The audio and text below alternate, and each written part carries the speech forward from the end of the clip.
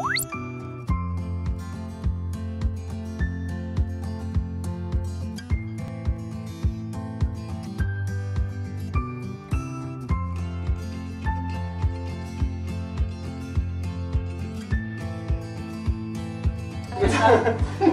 coup, tu veux déclencher le... Non, on va peut-être pas le déclencher tout de suite, on va attendre un peu. D'accord, ok, ça va.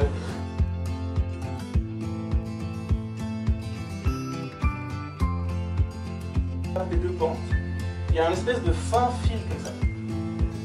Un fin fil qui rejoint, ici ça remonte un petit peu, donc on a une espèce de petit rebord.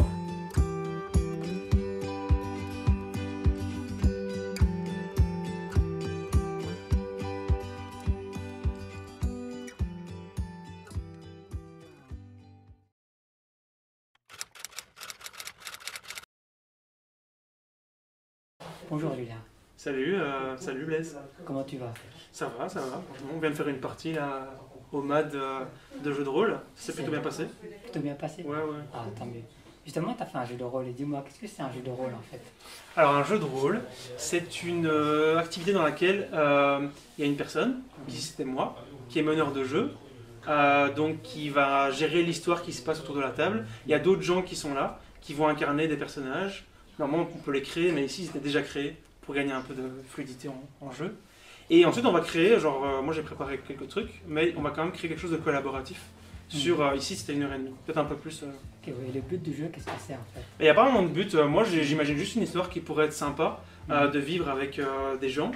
Bon, ici ils sont un peu appropriés l'histoire, et ça c'est pas vraiment ce que j'avais prévu, mais c'est ça le jeu de rôle en fait. Ah, c'est ça qui est chouette en fait, tu sais jamais où ça va aller, c'est toujours de l'improvisation. Oui, c'est clair. Tu as chacun qui va mettre son histoire, c'est ça aussi qui est bien, mais du coup c'est plus difficile de repartir de ce qu'ils disent alors.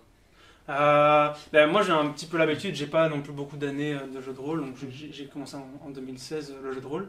Ouais, Mais c'est vraiment l'intérêt, c'est vraiment de prendre ce qu'ils proposent, de voir ce qu'on peut en faire, un truc qui serait intéressant pour tout le monde, quoi. Voilà, Ok, en ouais. gros c'est ça l'idée. Et si ça a duré 2 heures, je pense, et en général ça dure combien de temps un jeu de rôle? Ça peut aller genre vraiment n'importe... Enfin, je veux dire, j'ai déjà fait des parties de 8 heures. 8 heures? Ouais, 8 heures, voilà. Il faut être un peu, voilà, faut vraiment intéressé par le truc.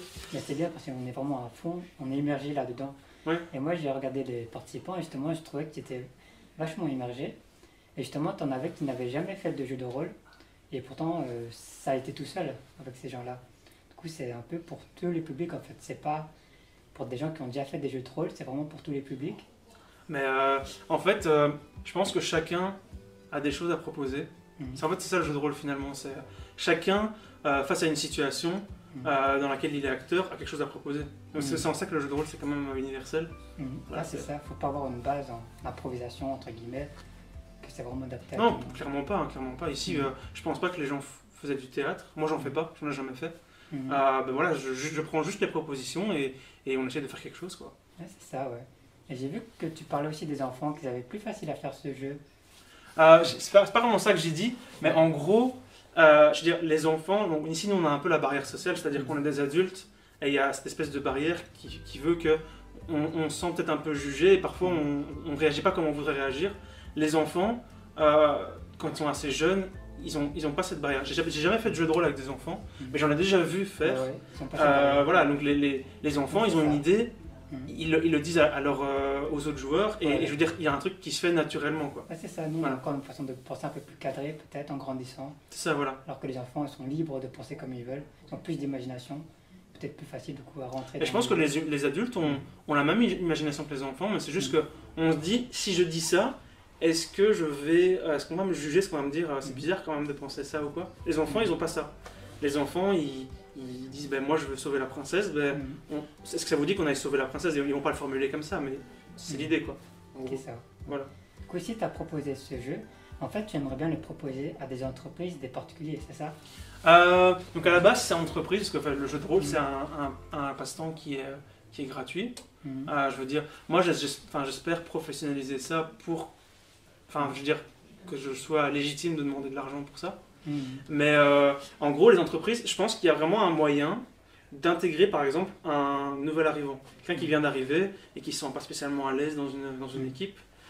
Là, on est tous sur un pied d'égalité. Chacun joue, on pourrait même imaginer avec le patron ou quoi, chacun joue un rôle et on est tous sur un pied d'égalité. Personne n'est supérieur Genre, moi je suis au même niveau que les joueurs, on est là pour proposer, on fait du jeu ensemble.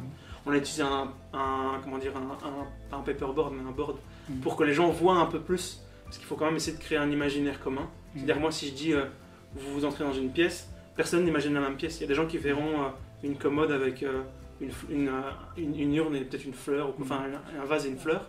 Il y en a d'autres qui diront, bah non, moi je vois plein de portes, voilà. Ouais, c'est ça. Et voilà, ça permet donc à un nouvel arrivant de mieux s'intégrer un groupe, ça permet du coup de créer des liens ou même de renforcer les liens entre les collègues. Oui, c'est ça, clairement, clairement. Ouais. Même, il y a moyen de, je pense, des petites tensions. Bon, évidemment, si les gens sont vraiment en confrontation, moi je peux rien faire, je suis pas psychologue, quoi.